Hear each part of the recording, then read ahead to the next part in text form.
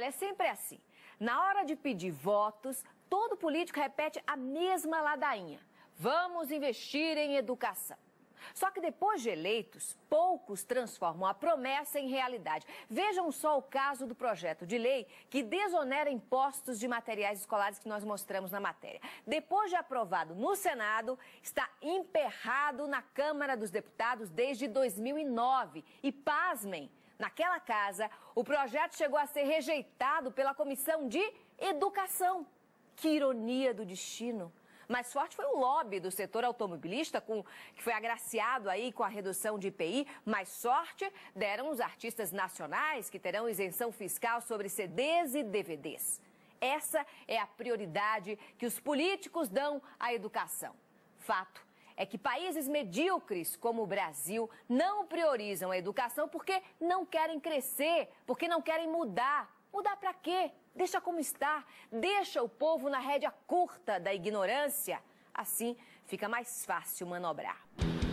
Em pleno século XXI, o Brasil continua repleto de graves problemas que torneiam a educação como prática social e, portanto, a inadequação das políticas públicas educativas. Diante disso, a escritora Janete Lins de Azevedo, autora do livro A Educação como Política Pública, cita que é suficiente lembrar, ingressamos no terceiro milênio com novas demandas de formação e de conhecimento requeridas pelas mudanças sociais ou em curso, sem sequer termos assegurado o direito à escolarização fundamental de qualidade para a maioria da população, o que exemplifica tanto a permanência como o agravamento dos níveis das desigualdades sociais historicamente imperantes entre nós.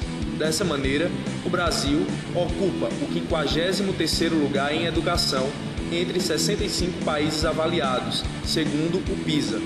Mesmo com o programa social, que incentivou a matrícula de 98% de crianças entre 6 e 12 anos, 731 mil crianças ainda estão fora da escola, fonte IBGE. O analfabetismo funcional de pessoas entre 15 e 64 anos foi registrado em 28% no ano de 2009, fonte IBOP. 34% dos alunos que chegam ao 5º ano de escolarização ainda não conseguem ler. Temos um programa chamado Todos pela Educação. 20% dos jovens que concluem o ensino fundamental e que moram nas grandes cidades não dominam o uso da leitura e da escrita. Professores recebem menos que o piso salarial. A partir dessas informações, evidencia-se que, apesar de vivermos em uma sociedade cada vez mais moderna, temos ainda uma educação que, ao longo da história, pouco se desenvolveu.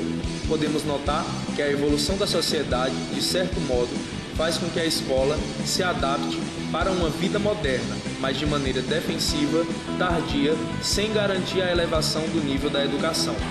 Lamenta-se, assim, o caráter paradoxal das políticas públicas educacionais. Essas deveriam primar pelo crescimento da educação em termos também qualitativos, objetivando a amenização das desigualdades, visando a formação de uma sociedade dotada de consciência eficientemente crítica. Porém, na política brasileira, ocorre o papel reverso. As desigualdades aumentam e a formação crítica da sociedade é mera utopia.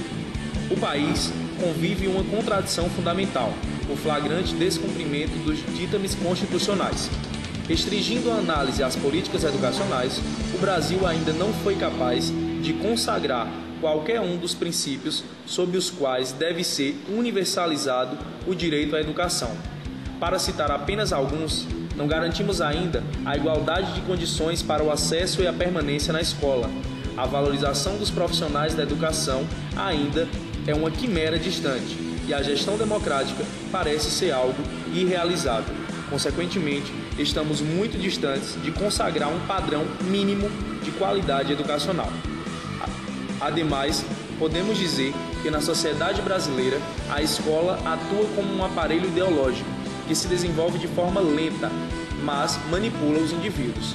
Problemas como a falta de estrutura, desvalorização dos profissionais afetam diretamente o avanço desta. As políticas públicas são cada vez mais paradoxais e demonstram, na verdade, o caráter maquiador da realidade de uma nação que ainda trata o quesito educacional como segundo plano. Evidenciando isso, no final de dezembro, a revista britânica The Economist publicou uma matéria sobre a situação da educação no Brasil. Embora com alguns erros, o texto analisa o estudo sobre os indicadores educacionais brasileiros, empreendido pelo OCDE, Organização para a Cooperação e Desenvolvimento Econômico da Organização das Nações Unidas. Para os britânicos, saímos de uma situação desastrosa para muito ruim e teremos muita dificuldade para alcançar uma situação mediana. Ademais, a maioria das escolas públicas do Brasil não possuem uma estrutura adequada para que os alunos possam se sentir acolhidos e posteriormente ter prazer em permanecer na escola, bem como de estudar para que no futuro possam desfrutar de uma vida digna, não apenas em termos monetários, mas também de um viver com mais valores culturais.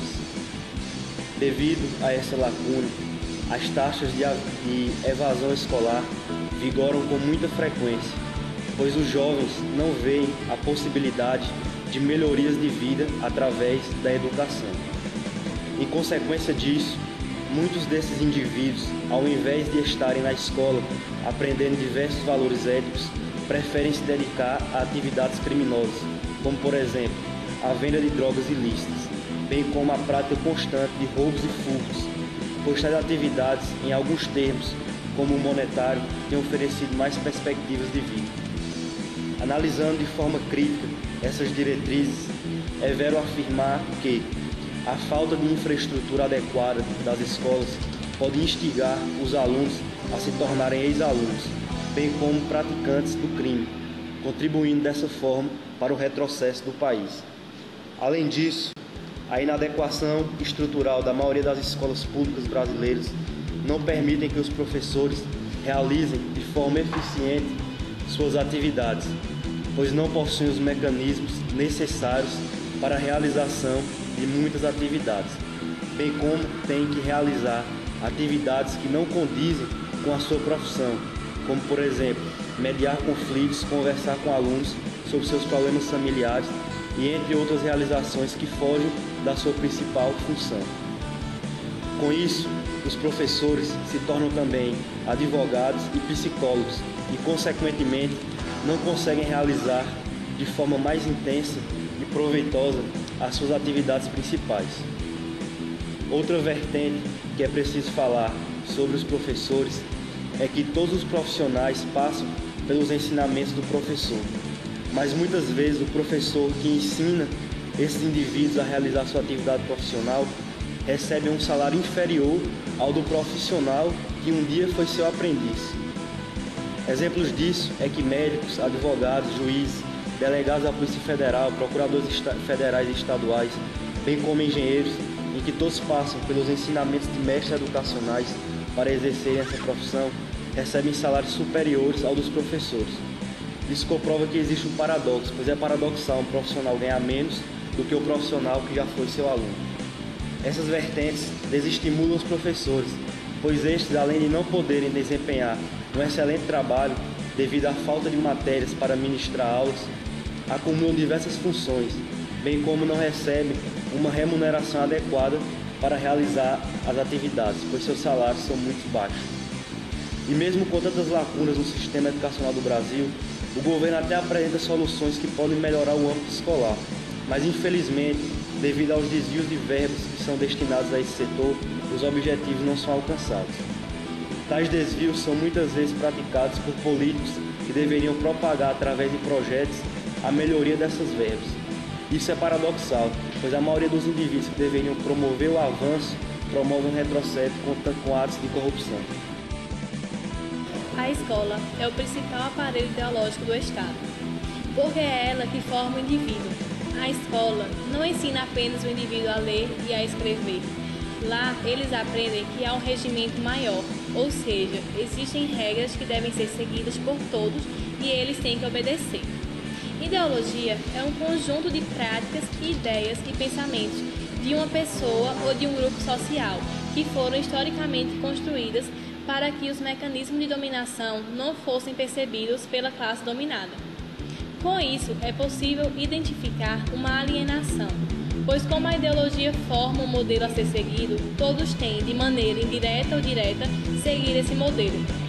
É muito comum ver nas instituições educacionais, em geral, o fato de que a essência da pessoa, ou seja, o que ela realmente é, não importa mais.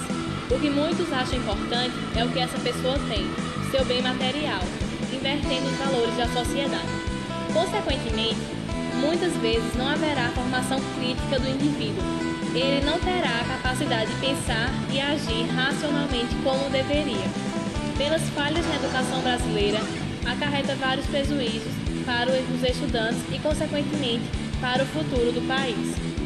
Com as estruturas precárias das instituições educacionais brasileiras, com a falta de qualidade de alguns professores, porém, em grande parte, o salário dos professores é muito baixo em relação ao seu comprometimento e responsabilidades que são grandes e de extrema importância para a formação do indivíduo. Com a falta de vigilância e organização, por exemplo, muitos alunos deixam as instituições e acabam indo para o mau caminho, como morar nas ruas pedindo esmola, o uso de drogas, o trabalho e a prostituição infantil, para ganhar dinheiro que necessita, entre outros. Com tudo isso acontecendo em grande frequência no Brasil, o futuro do país está comprometido e vai piorar cada vez mais, por conta da ausência de profissionais necessários e o aumento da marginalização.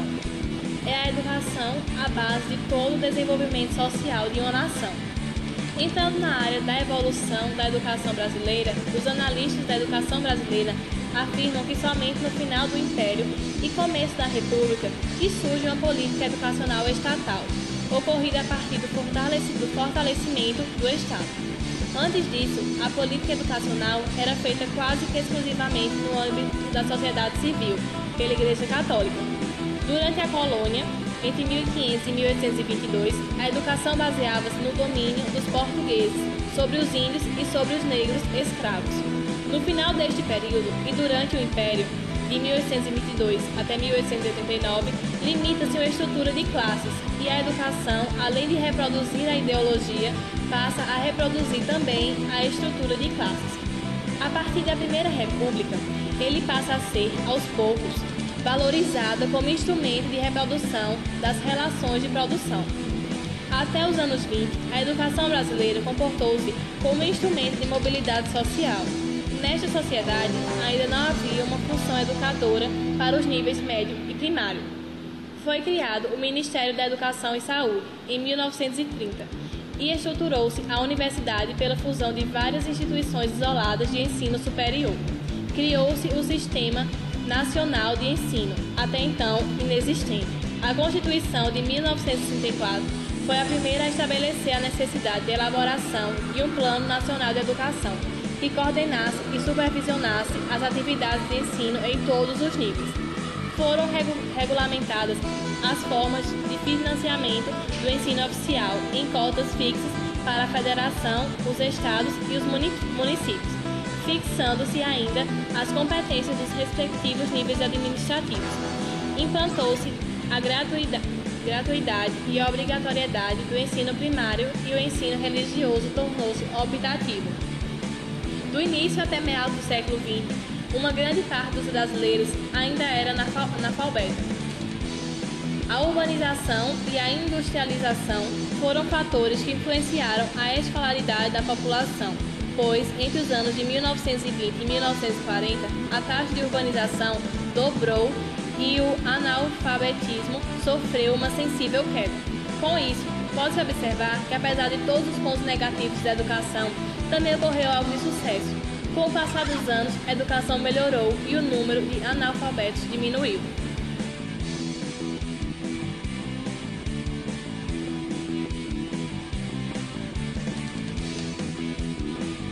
Nos últimos 10 anos, de 1996, acho que para cá, a gente percebe e observa algumas mudanças na educação, E aí a gente vê essa transformação, principalmente com a universalização do ensino público, que foi, passou o ensino, ele foi praticamente garantido, Ou seja, houve o acesso, E aí no decorrer de todos esses anos a gente vem tentando garantir a questão da permanência, que é para se evitar a questão da evasão. E aí a gente pode ver também que os investimentos na educação, né, aumentaram, né, tiveram alguns programas, né, do governo federal, através do FNDE na escola, como a questão do programa de merenda escolar, livro didático, a formação continuada, mas mesmo assim a gente observa que ainda precisa se melhorar para que a gente possa realmente garantir essa qualidade do ensino público, né? A gente vê assim que o MEC ele tem tido esse financiamento, mas não tem tido ainda suficiente para a gente garantir essa qualidade. Então a gente, essa qualidade, ela passa justamente para atender, né, todas as demandas, a educação de jovens e adultos, educação infantil, o ensino médio, que tem sido que tenha ocorrido assim mais investimento tem sido no ensino médio. E aí a gente observa essa melhoria, né? A gente até vê que o nosso aluno hoje ele já concorda de igual para igual com o aluno da escola, né, da escola particular, né? Embora que assim não com tanta oportunidade, mas ele vem tentando. Então a gente precisa melhorar muito a questão, né, que a gente vê a questão do paradoxo ainda na questão da valorização dos profissionais da educação. A gente vê ainda que ainda precisa se melhorar muito a questão dessa qualidade do profissional, né, das estruturas das escolas, embora que Pernambuco a gente observa que tem uma preocupação maior com as estruturas das escolas, mas que precisa melhorar ainda essa questão realmente da valorização dos profissionais da educação. Chegamos à conclusão que por conta desses problemas, o Brasil é um país em desenvolvimento e com um alto índice de analfabetos. Pelo fato da educação ser a base de todas as pessoas, sua precariedade gera desigualdades sociais, pois quem não a teve tem uma chance mínima de encontrar um emprego. Precisa-se melhorar a estrutura das escolas públicas, como também o salário dos professores. O dinheiro destinado para esse setor deve ser realmente aplicado na sua melhoria, pois, melhorando o espaço físico, isso atrairá os alunos, além de melhorar a qualidade do ensino, já que haverá estrutura para executar atividades diversas que serão essenciais na formação do indivíduo. Há também a questão do salário dos professores, que por serem baixos, acabam por desestimulá-los e eles acabam não rendendo tão bem quanto renderiam em uma escola privada, pois não irão se esforçar tanto, já que esse esforço não será recompensado. Com um bom salário, esses professores procurariam inovar cada vez mais seu método de ensino e seriam mais qualificados, já que eles estariam vendo que seu trabalho estava realmente sendo reconhecido e retribuiriam pelo fato disso também estimular a concorrência entre eles, já que prevaleceria aquele mais preparado. Há a questão da merenda escolar, que isso tem influenciado em muito na ida de alunos para a escola e que sua falta tem desestimulado esses alunos, pois não se tem facilidade em aprender estando com fome, já que muitos só vão por causa da merenda, mas que consequentemente acabam frequentando a escola não deixando de aprender. O governo deve realmente investir nessa educação de longo prazo, pois com certeza formaria alunos que se tornariam profissionais capacitados para exercer qualquer atividade, e isso influenciaria diretamente na economia do país, pois já que teríamos profissionais formados, preparados e qualificados, não necessitaríamos mais de tantas mãos de obras estrangeiras, já que o mercado ofereceria mais oportunidades. Pelo fato do ensino público não ser de boa qualidade, poucos são os que frequentam uma universidade e principalmente uma federal, por ser mais concorrida, já que não é paga. Os que a frequentam, isso só foi possível através da criação das cotas pelo governo, que apesar de reconhecer a precariedade do ensino público, tentou resolver esse problema com a criação desse projeto, para que tenha essa facilidade de adentrar no ensino superior. Mas isso tem gerado outro problema, pois, apesar de estar em uma faculdade federal, a maioria dos alunos de escolas públicas tem muita dificuldade para terminar o curso ou até desiste pelo fato da faculdade impor um ritmo que eles não conseguem acompanhar, já que não foram preparados para isso, e por entrarem com notas baixas, tira aqueles que tiraram uma boa nota, mas não têm esse direito, sendo isso, de certa forma, injustiça com uma pessoa que estudou e se esforçou. O correto mesmo é o investimento na educação de longo prazo, pois dessa forma se eliminaria o sistema de cotas e aumentaria a chance dos alunos entrarem em uma universidade federal. O Bolsa Família, apesar de sua finalidade ser para custear os gastos do colégio para quem tem filho, esse uso não tem sido tão efetivo, já que a maioria das escolas públicas não tem uma estrutura adequada e essa bolsa termina sendo usada para outros fins.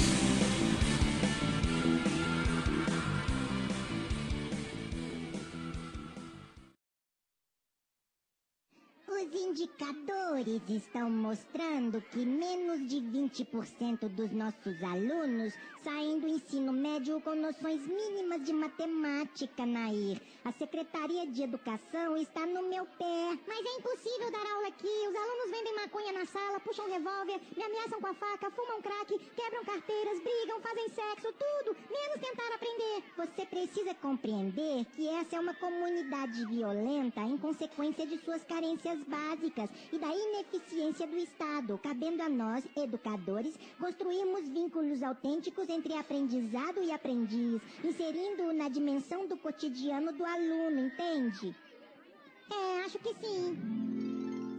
Benga, tu tem quantos anos? 16, professora. Então, malandragem, o Benga fritou bacana. A barca passou na hora e um gambé canadura dos infernos não amaciou. Deu uma piaba nele, ficou com as pedras, a bufosa e ainda arpoou o moleque. Se pela lei o Benga só pode ficar 3 anos recolhido porque é de menor, quantos anos ele terá quando sair da casa do cão? 19. Muito bem, é isso. Me traga uma página 12 preenchida, senão eu mesma vou mandar vocês pro andar de cima. Tomaram fé na palavra? Sim, professora. Aí, educação no Brasil ainda tem jeito.